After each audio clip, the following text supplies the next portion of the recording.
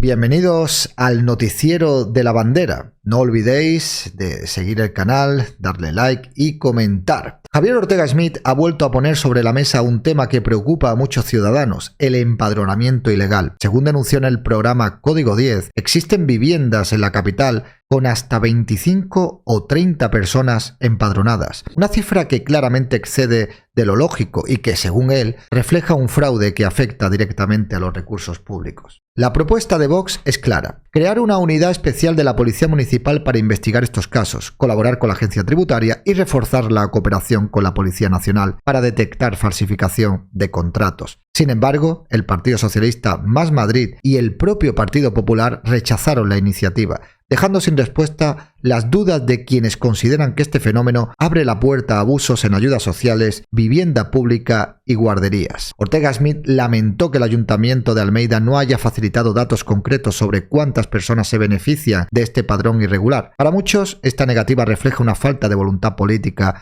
para enfrentar un problema que afecta a la equidad en el acceso a servicios básicos. Desde Vox insisten en que el fraude debe ser combatido con firmeza, porque detrás de cada empadronamiento ilegal hay un perjuicio para los madrileños que cumplen la ley. Están también con nosotros Javier Ortega Smith, que es portavoz de Vox en el Ayuntamiento de Madrid. ¿Qué tal? Muy buenas noches. Muy buenas noches. María Jamardo, periodista, Carlos Segarra, ex policía de abogado, y Fernando Carrera, presidente del Partido Socialista en Badalona. ¿Qué tal? Muy buenas. Ortega Smith, en Madrid, lo digo como ejemplo, seguro que es en toda España y a lo mejor es extrapolable.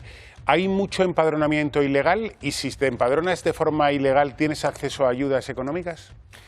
Lo primero, el dato lo sabe el Ayuntamiento y no nos lo ha querido facilitar. Nosotros hoy hemos llevado al Pleno precisamente una iniciativa que ha rechazado el Partido Popular junto con el Partido Socialista y Más Madrid para pedirles que se cree una unidad especial de la Policía Municipal para la investigación del empadronamiento fraudulento. Y evidentemente a la segunda pregunta, sí.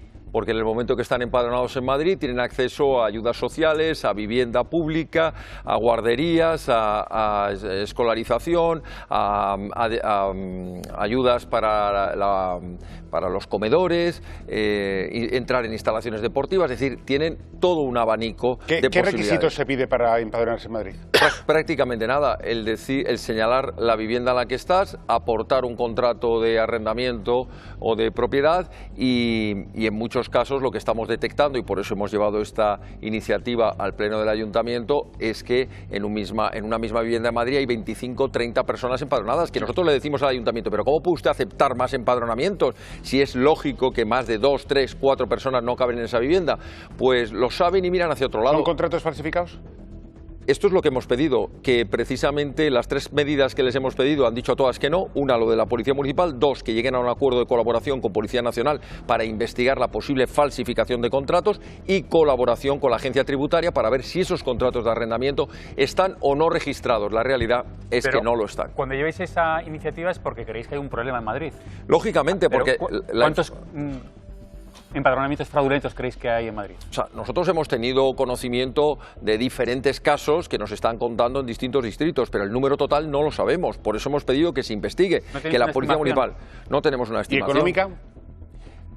Tampoco lo sabemos, porque evidentemente hasta que no sepas el número... 1 millón de euros, 2 millones, 3 millones, 4 millones... No. Es muy difícil saberlo, porque hay que pensar que esto ocurre dentro de un mercado de alquileres y un mercado de viviendas en el cual, pues evidentemente, la realidad de cuáles son legales y cuáles son empadronamientos falsos, eso solo lo puede saber la policía. Ojalá lo supiéramos, pero como no se quiere investigar, como no se quiere poner a la policía a pasar uno por todos estos empadronamientos, hay algunos que llaman la atención. Hemos hablado con funcionarios y nos dicen, hombre, a mí cuando me viene uno y yo miro la ficha y resulta que veo que llevan 10 empadronamientos, le digo que no, aunque me cumpla los requisitos, ¿no? Bien, vamos a ver un caso práctico. Jesús, Badalona, muy bueno. Una nueva polémica sacude al gobierno. El periodista Jorge Calabrés, subdirector del Español, insiste en la veracidad de la reunión entre el presidente Pedro Sánchez y el líder de H. Bildu, Arnaldo Otegi, para pactar la moción de censura contra Mariano Rajoy. Según Calabrés, en el teléfono incautado a Koldo García por la Guardia Civil existen mensajes que confirmarían dicho encuentro, aunque el Partido Socialista se ha apresurado a desmentirlo en varias ocasiones. El periodista asegura que lleva un año investigando el asunto y que dispone de pruebas documentales adicionales, aunque todavía no publicadas. Calabrés recuerda que en otras 2 ocasiones el gobierno negó informaciones que finalmente resultaron ser ciertas, lo que refuerza sus sospechas sobre la falta de transparencia en este caso. Mientras tanto, desde la izquierda se intenta restar credibilidad a la denuncia, pero la oposición considera que, de confirmarse,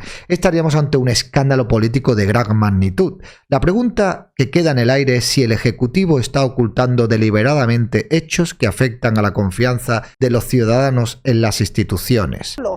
¿No será, y te lo pregunto con toda la confianza y cariño, no será que Koldo habla de todas estas reuniones y por ahí se infiere que podría haber una con Sánchez, pero no está claro que se haya producido? No. Es una reunión Sánchez-Otegui. Y Koldo luego lo que ha corroborado es que era una reunión de Sánchez. Ha corroborado que pero lo llevó. Una cosa, Calabrés, ¿tú has visto esos mensajes? Que lo llevó.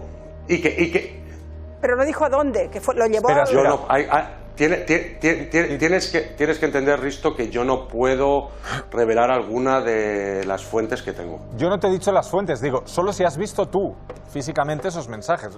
Las fuentes puede ser la que sea. Pero tú esos mensajes de los que hablas, el móvil de Koldo, ¿tú los has visto? El móvil de Koldo lo tiene la Unidad Central Operativa de la Guardia Civil y no hay copia de seguridad de ella. Entonces, ¿tú no has visto esos mensajes? Entonces, lógicamente, esos mensajes no. Por tanto, sí que tengo otras pruebas documentales sobre lo que hemos publicado desde el domingo. Pruebas documentales, ¿eh?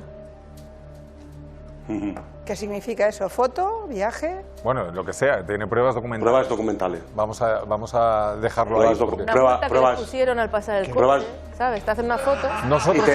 Y te voy a decir más. Hay más personas en esa reunión que no hemos publicado el nombre. ¿Personas significa políticos? Porque no es lo mismo, ¿eh? Personas. Hombre. Personas. Ahí estaba Leire, seguro, estaba Leire, ella estaba en todo. Margallo. Y fijaros una, perdona Margallo, solo un segundo. Sí. Otegui tampoco se ha referido a las reuniones con Cerdán y Anchón Alonso después, solo a la de Sánchez. Pues es que puede ser eso. Yo creo que el tema está, el choque, digamos, fuerte es entre la rotundidad con que vosotros decís que ha habido la reunión Sánchez-Otegui, que es la llamativa, y los otros que dicen que de ninguna manera se produjo. Los veo muy fuertes. Ahí es donde estamos todos muy interesados. ¿Quién tiene razón? Porque aquí no puedes estar medio embarazado. O pasó o no pasó. Y es evidente que no acabamos de entenderlo. Bueno. Que no fuera que se reunió Otegui con Santos Cerdán o con el otro y no es lo mismo. Es que, no sé, Jorge. Claro, con Alonso. Después de que lo haya dicho Koldo públicamente, que es así, que lo recogió en el aeropuerto de Bilbao y demás, el Partido Socialista podría demandarle. Pero es que Koldo no ha dicho que, cuando le preguntan a qué reunión lo llevó, dice eso no lo sé. Él dice, yo lo recogí del aeropuerto. No. Él dice, los he recogido muchas veces. Nosotros habla de muchas veces. No dice lo llevé a nosotros nos ha dicho ayer, y son las declaraciones que publicamos, de que era verdad todo lo que habíamos publicado sobre la reunión Sánchez-Otegui. Pero se escapa, fíjate, ¿no tienes una frase de Koldo, que ha hablado estos días, diciendo, la reunión se produjo? Lo que os he dicho es lo que habéis publicado. Sí, no, a nosotros ayer. A ellos sí. Pues no. A ellos sí. Es verdad que luego ha salido en más programas, incluso algunos de esta casa, y es bastante más difusa su respuesta.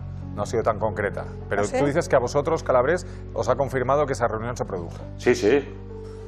Margallo, el multiverso es así de caprichoso. Calabrés ha decidido que en estos momentos tú tengas en tus manos el destino político de Arnaldo Otegui. O sea, si en algún momento publicáis esas pruebas documentales, que entiendo que si las tenéis es para publicarlas en algún momento, Arnaldo Otegui ha dicho que dimite. Así es. ¿Las vais a publicar? Vamos a tiempo al tiempo. Pero solo dime si las vas a publicar, no te pregunto cuáles son. Yo contigo. No, tiempo al tiempo. Tiempo al tiempo es un sí. Lógicamente. Lo digo para que Arnaldo Otegi vaya haciendo las maletas, es decir, para que se vaya preparando. Mira, te voy a contar algo que no he dicho nunca. Venga. Sobre este tema. Yo sé de esta reunión hace un año. Y llevo un año detrás del tema. No es una cosa de hace una semana, ¿eh? Yo lo sé desde hace un año. Pausa dramática. Entonces, y durante este año, entender... ¿por qué no lo has publicado antes? ¿Por qué no lo has publicado antes? Porque no teníamos el soporte documental para poderlo publicar, igual que ahora mismo me estoy callando cosas pues que crearían el escándalo que estamos hablando ahora, pero por 1000. Pero no lo tengo documentado. Y lo decía ayer, pero me gustaría repetirlo. A mí solo me ha desmentido el Partido Socialista 3 veces, ¿vale? Vale. La primera, y os digo las 3 y lo comentamos. La primera, cuando dije que Santos Cerdán llamó a Koldo García el 28 de agosto desde México para llegar a un pacto de no agresión tras la auditoría de Óscar Puente y de que quedaron en el mes de septiembre del año pasado, siendo él secretario de organización. Lo desmintió y Santos Cerdán pidió también que le devolviéramos el honor, ¿eh? Y nos decían que era un bulo y que nos habíamos vuelto... La respuesta oficial del Partido Socialista es que nos habíamos vuelto locos si creíamos que Santos Cerdán había hablado con Koldo. Le dijimos que teníamos testigos presenciales de esa conversación. Se lo avisamos a Moncloa de Santos Cerdán. Lo que hizo Moncloa y lo que hizo el Partido Socialista es ratificarle en el Congreso posterior como secretario de organización y decir que nosotros mentíamos. Se ha demostrado luego al final todo lo de Santos Cerdán. La segunda vez que nos desmintieron fue la portavoz cuando dijo que Víctor de Aldama nunca había estado en la sede de Ferraz por una publicación que hice yo de que había estado el día de las elecciones de 2019, que era mentira y era un bulo. Podéis buscar la rueda de prensa. Salió una imagen de Víctor de Aldama en Ferraz en la noche de las elecciones generales. Le da igual, la tercera vez que me han desmentido algo es ahora. Es esta. En Collado Villalba, 12 familias viven un auténtico calvario. En su edificio se ha instalado un prostíbulo ilegal que, según denuncian los vecinos, trae consigo ruido constante, clientes que se equivocan de puerta y hasta sospechas de venta de droga. Las cámaras de televisión han recogido testimonios desgarradores, los vecinos que tienen miedo de abrir la puerta de su propia casa y que aseguran que las autoridades no han actuado con la rapidez necesaria. La propietaria del piso afirma que alquiló la vivienda como uso residencial en 2022, pero desde 2023 los vecinos comenzaron a denunciar esta situación. A pesar de haber presentado una demanda, el caso sigue paralizado en los juzgados, lo que refleja la lentitud de la justicia y la falta de prioridad que se da a problemas que afectan directamente a la seguridad y convivencia de familias trabajadoras. Los residentes describen a los clientes como jóvenes bien vestidos, pero también como individuos en estado de embriaguez que orinan en las puertas y se tiran en el suelo. Para muchos, este caso es un ejemplo de cómo la permisividad y falta de control institucional termina castigando a quienes cumplen la ley y solo quieren vivir tranquilos en sus hogares. Tienen frío, pero sobre todo tienen indignación, Nacho, porque son muchos meses de estar viviendo con un prostíbulo dentro del edificio y ellas tienen familias, ellas tienen niños, están viviendo una situación pues muy mala. Y aquí tenemos a Conchi, a Miriam y a Pilar. Hemos estado durante horas con ellas, la verdad es que ya las conocemos de hace horas aquí en el vecindario, porque es que, Nacho, hemos vivido con ellas su indignación, la sensación de que ellas solo de abrir la puerta, ellas ya tienen como miedo de quién entra, quién deja de entrar, porque aquí hay un prostíbulo ilegal hasta en la puerta. Hay un cartelito que casi lo pone y ellas tienen miedo porque ellas viven aquí con familias. Bueno, hemos hecho un reportaje de investigación, hemos estado 24 horas aquí y vamos a ver exactamente qué es lo que hemos visto en este reportaje para En Boca de Todos. Si decides entrar aquí a participar en actividades ilegales, estás siendo grabado y serás denunciado. Los vecinos de este edificio de Collado Villalba ya no pueden más. Se ha instalado un prostíbulo ilegal aquí dentro y ellos ya están tomando medidas. Sí, porque es que se confunden de puerta. Claro, como piensan que hay un bajo y luego un primero, pues suelen venir aquí directamente a la puerta. Se escucha muchos ruidos de los pisos de abajo, sobre todo pues bueno, el acto sexual de las chicas que vienen. Aquí está el supuesto prostíbulo ilegal. Vamos a llamar a ver si nos pueden contestar y hablar con ellos. Somos periodistas de 4 del programa En Boca de Todos. ¿Podemos hablar con vosotros? Ellas solo abren a sus clientes cuando vienen con sus teléfonos y abren a ellos. No es solo prostitución, hay estupefacientes supuestamente o algo, porque hay gente que hay hombres que entran rápido y salen rápidos. La policía y los agentes judiciales han venido hasta este edificio, pero de momento todo este asunto está inmovilizado en los juzgados. El juzgado que lo lleva, pues lleva un retraso enorme. Es una juez interina que debe de tener un papeleo tremendo encima y no le deben de dar prioridad. Hemos estado diversas horas pendientes de este edificio y no hemos visto ni rastro ni de prostitutas y tampoco de presuntos clientes. Lo que está claro es que la presión mediática podría haber influido. Sí, ha ayudado. De verdad que está dando resultados el haber salido en los medios. Temporalmente, ¿no? Temporalmente, claro. En Torrox, una localidad que hasta hace poco se percibía tranquila, la violencia irrumpió de manera brutal en la vida de Pilar, una mujer de 88 años. 3 delincuentes irrumpieron en su hogar tras vigilarla durante días y desactivar las cámaras de seguridad para someterla a más de 3 horas de tortura con unas tijeras. Todo por apenas 1.200 euros, un teléfono móvil y algunas joyas. El ataque no solo dejó marcas físicas y emocionales en Pilar, sino que expuso una realidad que muchos vecinos denuncian: la creciente sensación de inseguridad y la impunidad con la que actúan ciertos criminales. La Guardia Civil logró detener a 2 de los responsables y espera capturar al tercero, pero la víctima lo resume con un temor que refleja el sentir de muchos ciudadanos: me da miedo morirme sin que se haga justicia. Por cierto, uno de los detenidos es de nacionalidad marroquí. Con estas tijeras torturaron a Pilar durante más de 3 horas. Todo para al final robarle apenas 1.200 euros, un móvil y unas pocas joyas que tenía en casa. Fue en mayo del año pasado, en la pedanía de Iso Enellín, Murcia, en la madrugada del 17. Uno de los 3 ladrones que asaltaron su casa se paseó durante varios días por delante de ella en una actitud que los investigadores afirman que se corresponde con labores de vigilancia previas al robo. El día de los hechos, llegaron los 3 en un coche que aparcaron frente a la vivienda de Pilar, y mientras uno de ellos se quedaba las 3 horas que duró el robo vigilando la calle, los otros 2 entraban por la puerta principal después de desactivar la alarma e inutilizar las cámaras de seguridad con la clara intención de no dejar pruebas. Aunque no contaban con las cámaras de la calle, las de una gasolinera y un banco recogieron las imágenes que han ayudado a la policía a identificarlos. Después de atar a Pilar a una silla, torturarla y conseguir que les entregara todo lo que tenía en casa, destrozaron todos los armarios y cómodas buscando más, pero no encontraron nada y a las 4:17, según la cámara del banco que captó esta imagen, salieron huyendo a la carrera. Pero la Guardia Civil, que supo quiénes eran a las pocas horas, localizó el pasado septiembre a 2 de ellos en Cartagena y espera que en breve se produzca la detención del tercero. Pero son sádicos. Y tanto. A una señora atarla a una silla, pincharla con esas tijeras. Laura Susín, estás con Pilar y lo primero, ¿cómo está Pilar? Eso es lo que le vamos a preguntar, Manu. Buenos días.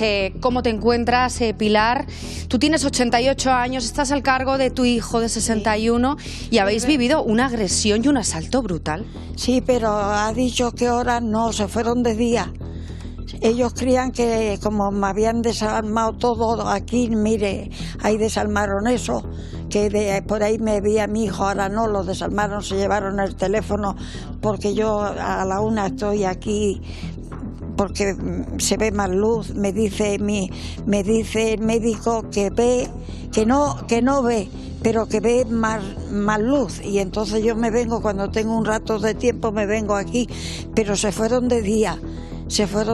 No. ¿Cuál es su mayor miedo? Compañeros, hemos perdido la conexión porque no hay muy buena cobertura aquí, pero voy a preguntarle a Pilar lo primero, ¿cómo te encuentras en este punto de la historia?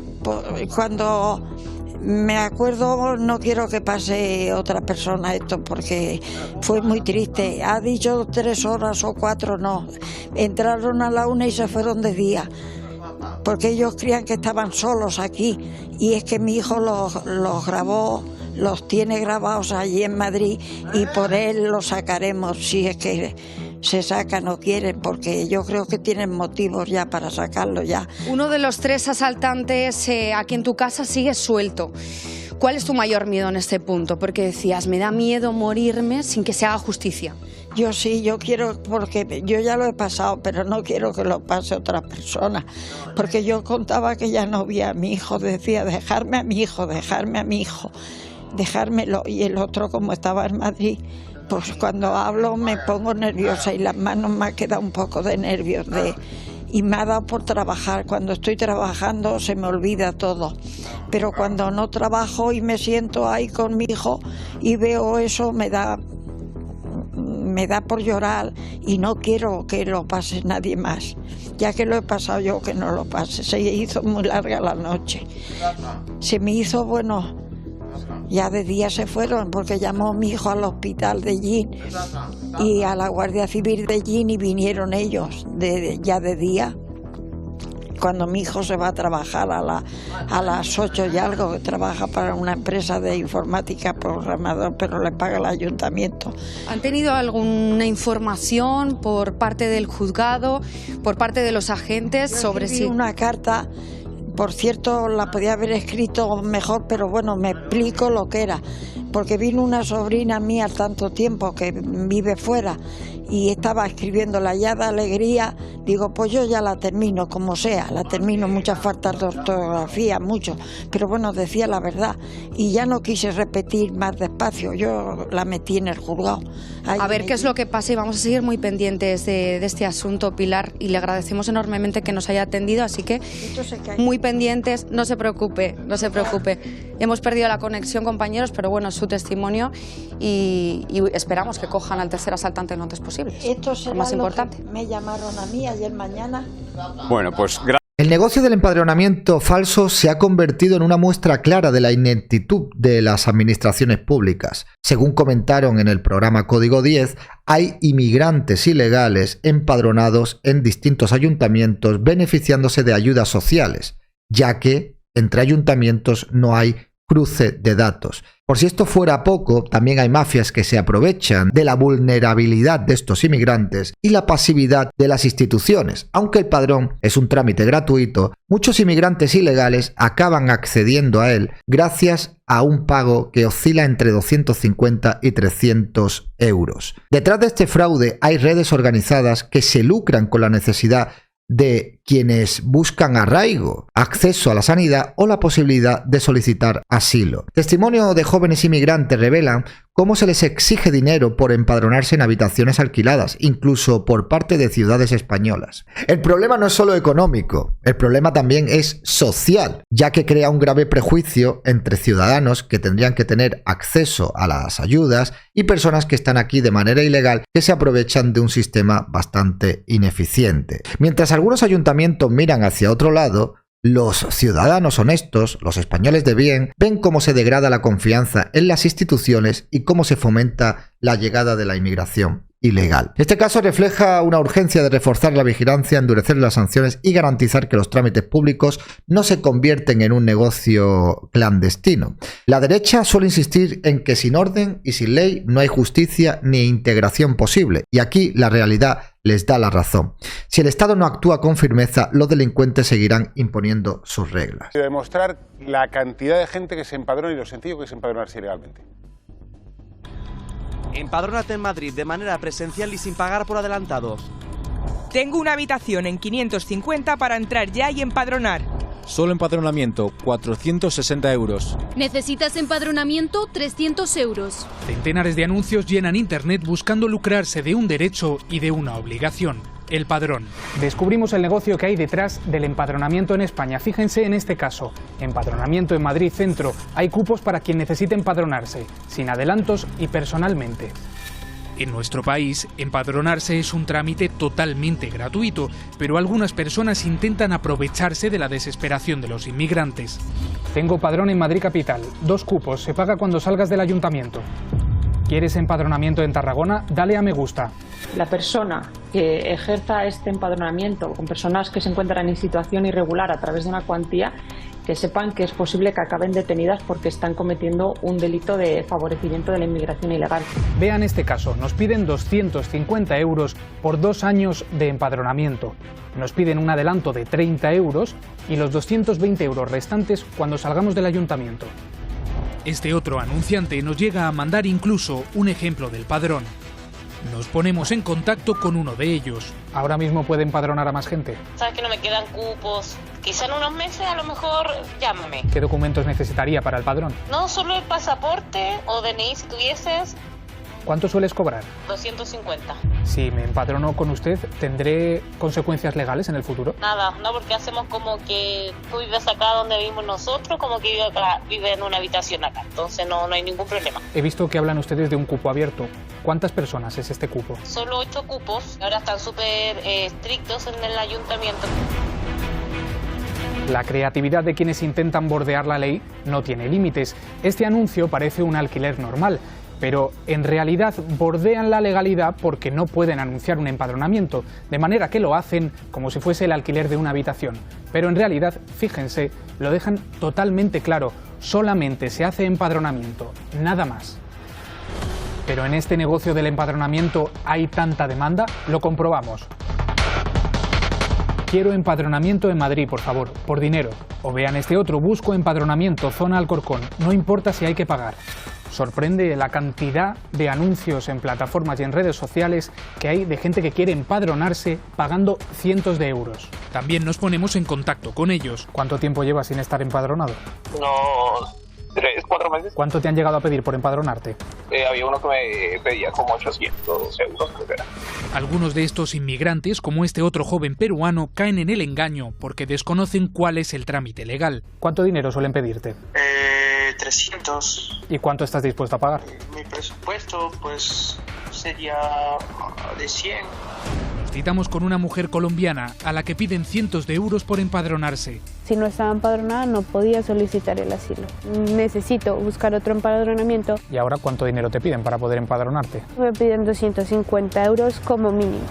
¿Cuánto ha sido lo máximo que te han pedido por empadronarte? 350 euros.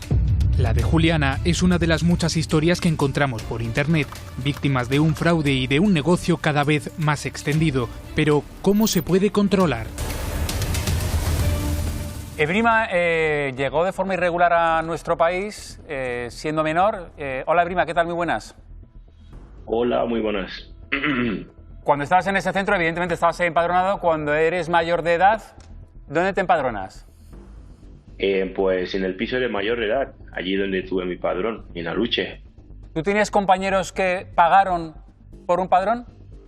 Obvio, obvio. He conocido personas que han pagado por el padrón, pero también he conocido gente que alquilan habitaciones y te piden padrón por aparte, y son españoles también. ¿Qué es lo que buscaban con ese padrón? ¿Por qué pagaban por empadronarse?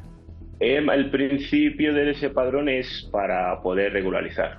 Eso es lo mejor de todo. ¿Y qué consigues? El sanidad, nada más. ¿Y qué consigues regularizando? ¿Qué te dan a cambio? Pues si te padronas 2 años ya puedes pedir el arraigo. Ya pides pedir arraigo, vale. Y te dan la sanidad gratuita. Tú vas al hospital y te atienden y no te cobran. Sí, porque, bueno, no es gratuita, porque la gente también trabaja. Y hoy en día también conozco gente que están trabajando, pero sin padrón. Y esta gente lleva ya 2, 3 años aquí trabajando, pero alquilando habitaciones igualmente. Espera, tú te empadronas y una vez que te empadronas, ¿tienes acceso a la sanidad gratuita? En mi caso sí, porque yo trabajaba y estaba en el también... Y si no trabajas, ¿no? Solo empadronándote, perdonadme, os lo pregunto a vosotros. ¿Alguien lo sabe en esta mesa si te empadronas, si tienes acceso...? Pero si es que es de lógica, Sí. si es que es la sanidad es universal, o sea, no, a nadie se le va a privar de la sanidad. ¿Y cómo calcula España unos presupuestos? Para cerrar, tenemos las condiciones que Santiago Abascal, el líder de Vox, quiere imponer al Partido Popular para llegar a distintos acuerdos, centrándose en 2 puntos clave: la oposición al Pacto Verde Europeo y la oposición a la inmigración masiva e ilegal. En una entrevista, Abascal criticó la actitud del Partido Popular en Aragón, particularmente la de Jorge Azcón, a quien acusa de no querer negociar sinceramente con Vox y de intentar humillar al partido y a sus votantes. Afirma que el Partido Popular no ha mostrado respeto hacia los votantes de Vox y que cualquier acuerdo debe basarse en una negociación transparente y respetuosa. Además, Abascal menciona que Vox no está interesado en elecciones anticipadas, ya que su prioridad es no defraudar a sus votantes. Se refiere a la situación en otras regiones como Murcia, Valencia y Baleares, donde el Partido Popular ha tomado medidas firmes para revertir ciertas políticas, algo que según él no ocurre en Aragón. Nosotros hemos planteado un giro en políticas que para nosotros son esenciales, sobre las que no podemos transigir.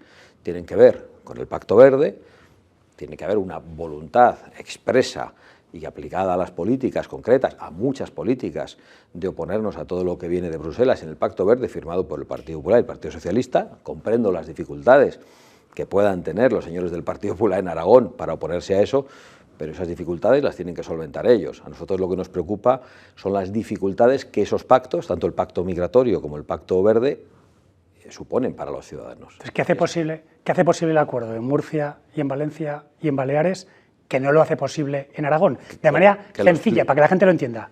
Que lo explique el señor Azcón, pero el señor Azcón no ha negociado con Vox, al contrario, ha dicho que no se iba a sentar a negociar con Vox. No, lo condicionó a una cuestión concreta que está fuera de la ecuación. Lo condicionó a una cuestión concreta sobre la que tenía algún tipo de información privilegiada, sabiendo que esa cuestión concreta era algo que se iba a resolver, e intentó humillar a Vox.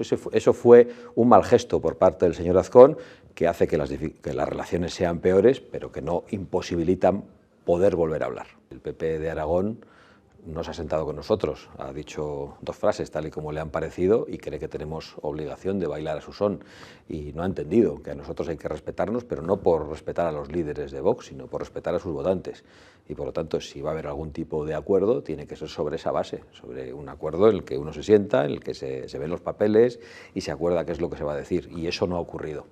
No ha habido todavía ningún encuentro, porque hemos contado en la prensa que hubo un encuentro hace relativamente poco tiempo entre el presidente, previamente en Madrid, con Monselluís.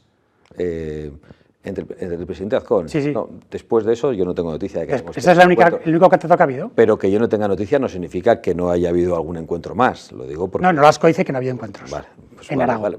Pues si Nolasco dice que no ha habido encuentros, es que no ha habido encuentros. Y tampoco encuentros, entiendo, entre el gobierno de Aragón y la dirección nacional de Vox. Lo que quería decir es que yo no los conozca no significa que no existan, porque yo confío en mis equipos y confío en que hacen lo correcto. Vale. Donde Vox fue estafado por el Partido Popular fue en los gobiernos regionales. Nosotros abandonamos los gobiernos regionales, no tuvimos que abandonar los ayuntamientos, y por lo tanto ha sido fácil mantener una interlocución con algunos regidores y alcaldes del Partido Popular que no habían engañado a Vox. Esa es la explicación, no hay otra. Con ha dicho que sin presupuestos habrá adelanto electoral. ¿Le interesa a Vox ese escenario? Ni nos interesa ni nos deja de interesar. A nosotros lo que nos importa es no engañar a nuestros votantes, no defraudar a nuestros votantes. Es lo único que nos interesa. Entonces, ni queremos unas elecciones ni nos asustan unas elecciones. Yo creo que es una posición nítida y puedo asegurar que es una posición real, que es una verdad profunda. En caso de elecciones, ¿Nolasco sería candidato a la DGA? Pues es algo que no hacemos nunca, adelantar candidatos. Nosotros, una vez que se convocan las elecciones, pues tenemos una reunión del Comité Ejecutivo Nacional, que es donde se deciden estas cosas, pero Nolasco sería un gran candidato, efectivamente, pero no significa que Vox haya decidido ya quién va a ser el candidato en las próximas elecciones en Aragón. Vamos a afrontar unas elecciones en Extremadura donde parece que las cosas van a quedar más o menos de la misma forma. Entonces hay gente a la que le gusta convocar elecciones para que todo quede igual, en vez de hacer un esfuerzo de diálogo y de negociación para responder a la realidad electoral de la región. Y la realidad electoral de Aragón es que Vox es un partido que cuenta, que tiene fuerza. Entonces esa fuerza queremos que se tenga en cuenta. Él ya lo ha rechazado, ha hecho lo que ha podido en la medida de sus posibilidades, que es presentar un recurso. No, en la medida de sus gustos, y lo ha hecho como él cree que tiene que hacerlo. No, pero esas líneas rojas o esas políticas que en principio parece, según su pregunta, que no dependen de los gobiernos regionales, sí deben pensar que dependen de los gobiernos regionales de alguna manera, los líderes del PP en Murcia, en la Comunidad Valenciana y en Baleares, donde se han hecho cosas, donde se han tomado medidas, donde se han tomado resoluciones firmes para revertir esas políticas. El señor Aragón dice que él no puede hacer nada, los otros no han dicho que no pueden hacer nada. Es el Partido Popular el que tiene que explicarnos a nosotros qué es lo que no le gusta de esos acuerdos. Cuando nos lo explique, decidiremos qué es lo que tenemos que hacer. Le he contestado antes un ejemplo, que era el de las partidas. Empezar a pagar. Es un ejemplo, pero hay otros muchos que estarían en la mesa en una negociación si el Partido Popular quiere sentarse a hablar con nosotros, pero si no quiere sentarse a hablar con nosotros, pues no será posible.